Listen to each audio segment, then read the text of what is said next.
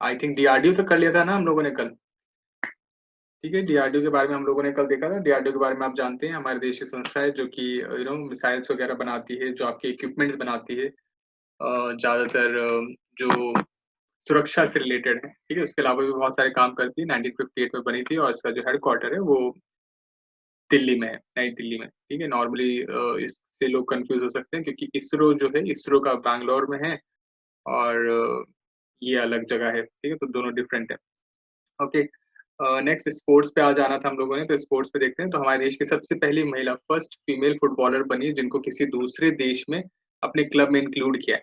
ठीक है, contract basis पे, जैसे उनके जैसे इंडिया में होते हैं आईपीएल वगैरह, तो उन लोगों ने भी वहां पर उनके जो मैचेस होते हैं तो उसमें इंडियन फुटबॉलर हैं। इनका नाम है बाला देवी। ये जो बाला देवी है ये आपके मणिपुर से हैं और मणिपुर स्टेट आपको पता ही होगा, काफी फुटबॉल के लिए काफी फेमस है। वहां पर जो स्टेट टीम है वहाँ की वुमेन्स टीम, उसने अराउंड 20 बार मैचेस जीते हैं, टोटल 25 चैंपियनशिप में से। ठीक है, तो इस वजह से इनके पास एक अच्छा वो था। और ये बाला देवी जी का छोटा सा फोटो लगा हुआ है, यू कैन सी।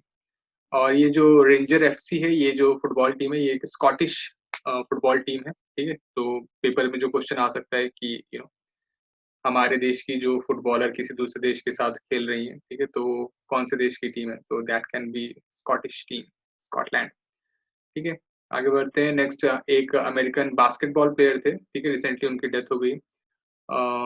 2016 में इन्होंने खेलना छोड़ दिया था वैसे, बट उनकी हेलीकॉप्टर क्रैश होने के कारण इनकी डेथ हो गई। इज नेम इज कोब ब्रांट और उनका फोटो लगा हुआ छोटा सा, कैलिफोर्निया में, अमेरिकन फुटबॉलर। एनबीए के लिए भी इन्होंने काफी, एनबीए के से रिलेटेड रहे थे। तो कोब ब्रांट। नेक्स्ट हमारे देश के बहुत ही फेमस बॉलर जिन्होंने अभी रिटायरमेंट घोषित कर दिया, इस इरफान पठान। ठीक है, ये सारे के सारे जितने फॉर्मेट से सबसे इन्होंने रिटायरमेंट ले लिया। ठीक है, नेक्स्ट कुछ थीम्स रही हैं अभी रिसेंटली अलग अलग चीजों की, जैसे कि World Sustainable Development Summit two 2020 जो कि नई दिल्ली में हुआ था। ठीक है, इसकी जो थीम थी वो थी towards 2030 making the decade count. ठीक है, डिकेड आपको पता है 10 साल का जो टेन्योर होता है, ड्यूरेशन होती है, उसको हम एक डिकेड बोलते हैं। तो इससे रिलेटेड कि हम लोग और सस्टेनेबल चीजें बनाएं। सस्टेनेबल चीजें आप जानते ही हो, ऐसी चीजें जो हमारे लिए भी यूजफुल हो जाएं और हम लोग भी ठीक से चीजें यूज कर पाएं और साथ में आगे आने वाली जो पीढ़ी है उसको भी ठीक से चीजें प्राप्त हो जाएं। तो ऐसा कुछ एजेंडा लेके चल रहे थे। ठीक है, तो वैसे एक तरह से देखें तो कोरोना वायरस के आने से ये काफी हद तक सक्सेसफुल हुआ है, कुछ दिनों के लिए एटलीस्ट। अभी जैसे वातावरण हो गया, सुधार आई है। ठीक है, तो आई थिंक कुछ सालों का तो इम्प्रूवमेंट हो ही गया है। हाँ, ओके, चलिए आगे बढ़ते हैं। National theme of national voters day. ठीक है, आप वोटर्स डे जानते हो, 25 जनवरी को होता है।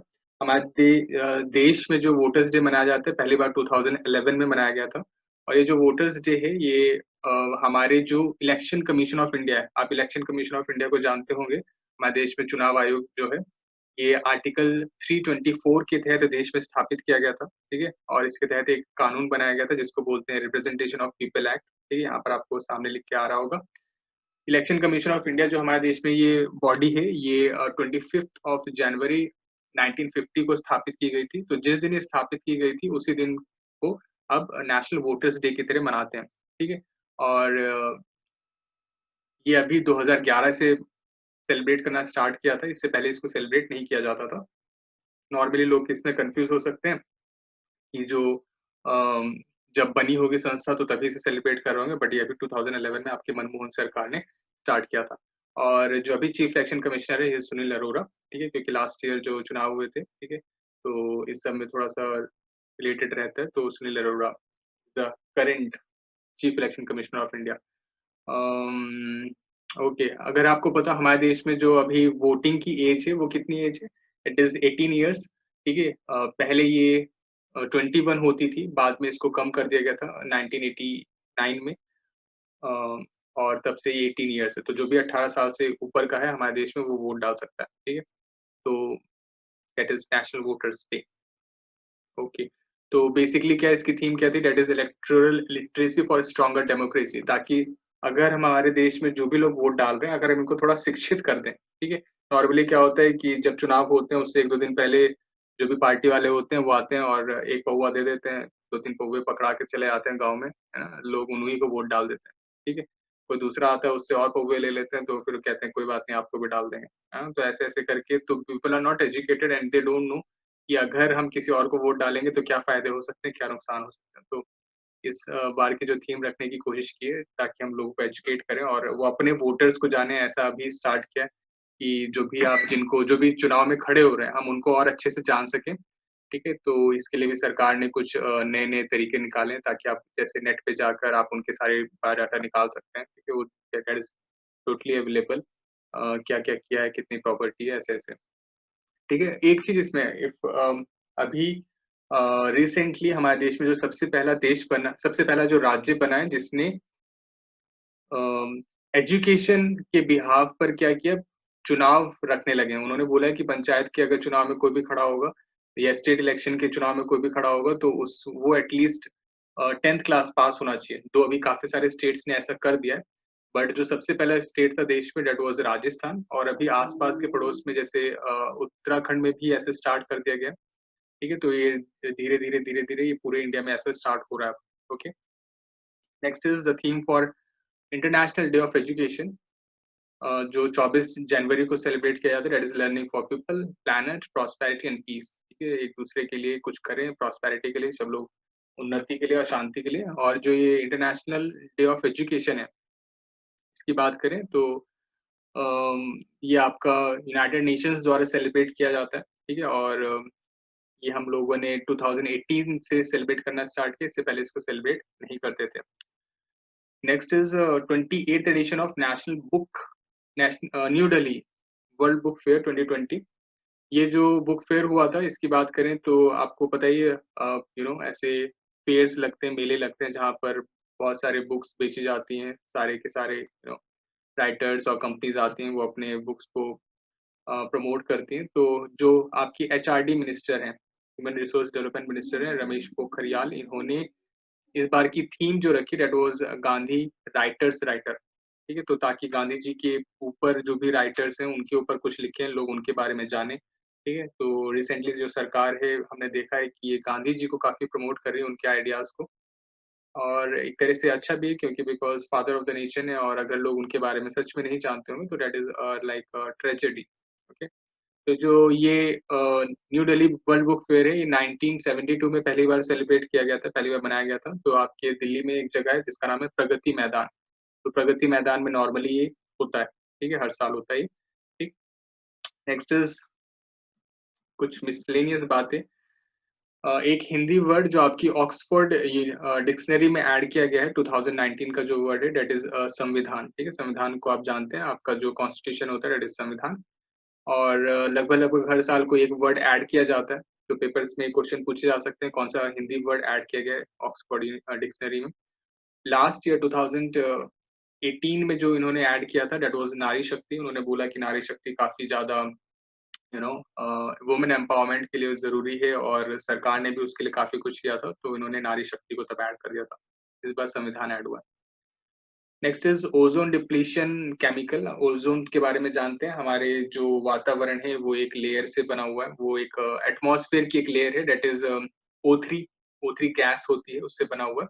और ये जो गैस है ये हमारे वातावरण को हमारी धरती को बचाती है यूवी रे से, अल्ट्रावायलेट रे से, पराबैंगनी किरणों से बचाती है।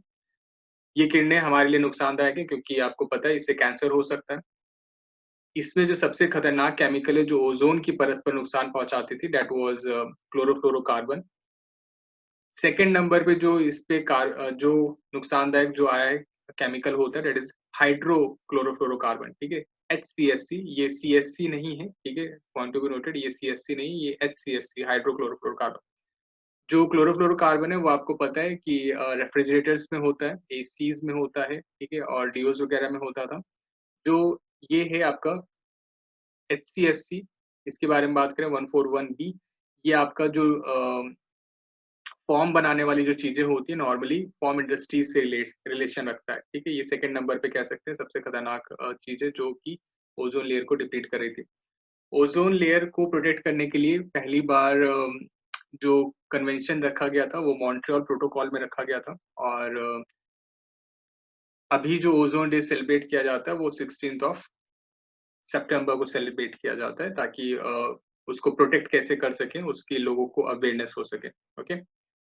Next the temperature at which has been made a default setting for air conditioners with effect from 1st January 2020 by the central government in consultation with Bureau of Energy Efficiency।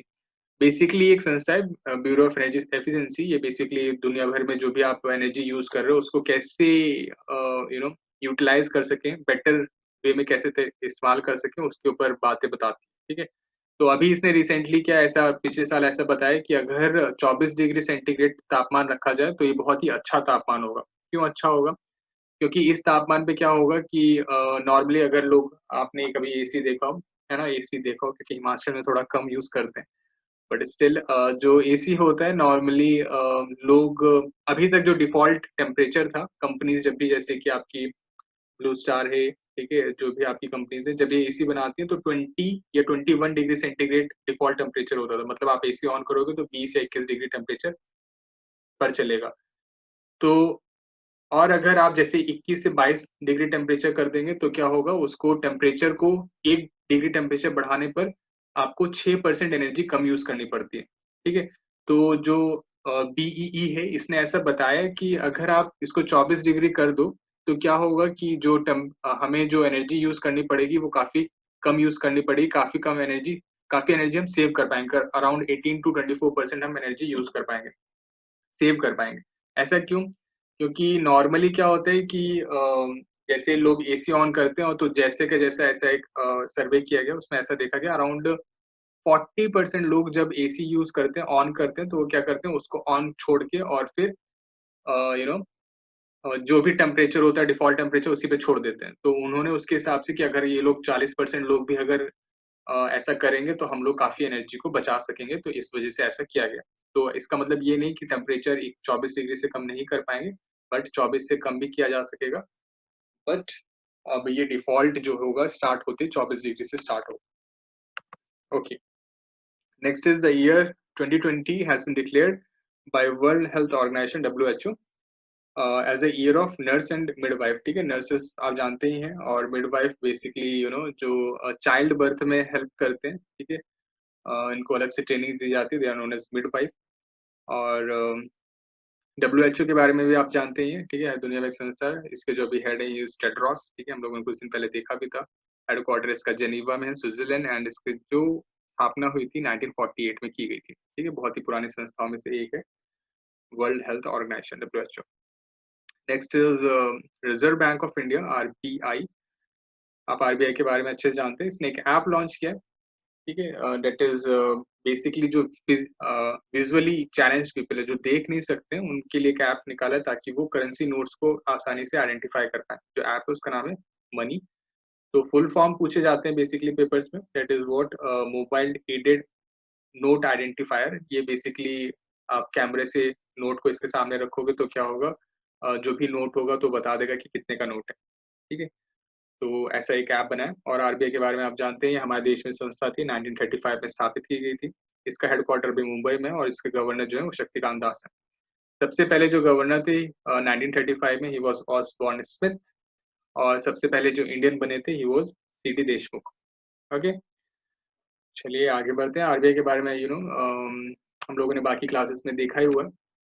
I think हम लोग यहाँ पर last topic हमारा यही होगा, that is Republic day celebration, जो हमारे देश में इस साल हुआ 2020 26 जनवरी को। और जो ये रिपब्लिक डे सेलिब्रेट किया गया, इसमें चीफ गेस्ट जो आए थे, ठीक है? पेपर में क्या क्वेश्चन आ सकते हैं, चीफ गेस्ट कौन थे? तो चीफ गेस्ट जो थे, ही वाज़ जायर बोल्सोनारो, जो कि प्रेसिडेंट ऑफ ब्राज़ील हैं। अम, आपको ब्राज़ील की कैपिटल पता होगी, दैट इज़ ब्राज़ीलिया। और ब्राज़ील, क्योंकि हमारे जो कुछ प्रमुख देश हैं, जैसे कि ब्रिक्स में से एक बहुत इम्पोर्टेंट देश है, तो हम लोग इनके साथ अच्छे संबंध बनाए रखें, ठीक है? तो हम लोग नॉर्मली ऐसे देशों को इनवाइट करना चाहते हैं जिनके साथ हम मिलके आगे बढ़ सकते हैं, प्रोग्रेस कर सकते हैं, ठीक है? तो अभी ब्राज़ील के आए थे। फिर इसमें कुछ जो मार्चिंग्स होती हैं, ठीक है? आपको पता है वहाँ पर मार्चेस होते हैं, परेड होती हैं, तो उसमें जो सबसे अच्छी आर्म्ड फोर्स थी, that was Indian air force. ठीक है? आर्म फोर्स आप जानते हैं 3 फोर्सेज़ हैं हमारी जल, थल और वायु। तो इंडियन एयर फोर्स में इसको सबसे बेस्ट अवार्ड दिया गया और जो आपकी सीएपीएफ जो आपकी आर्म्ड फोर्सेज़ हैं, जो कि बेसिकली पुलिस फोर्सेज़ हैं, उसमें से सबसे बेस्ट थी दैट वाज़ सीआईएसएफ। तो आपको कुछ का नाम पता ही होगा लाइक आईटीबीपी भी एक है, ठीक है? आरपीएफ रेलवे पुलिस फ़ोर्स, ठीक है? और आपकी ऐसे-ऐसे हैं CISF is basically central industrial security force जो आपकी इंडस्ट्रीज़ होती हैं जैसे कि बीएचईएल और एनटीपीसी और बड़ी-बड़ी जो इंडस्ट्रीज़ हैं पब्लिक इंडस्ट्रीज़, गवर्नमेंट इंडस्ट्रीज़ वहाँ पर इनको तैनात किया जाता है, ठीक है?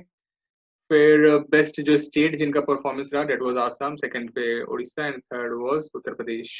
कुछ मिनिस्ट्रीज़ जिनका नाम रहा दैट वाज़ जल जीवन मिशन एंड एनडीआरएफ, ठीक है? जल जीवन मिशन के बारे में आपको पता ही होगा हमारे देश में ये बेसिकली पानी को जो आपका ड्रिंकिंग वाटर है उसको बचाने के लिए इसको स्टार्ट किया गया था।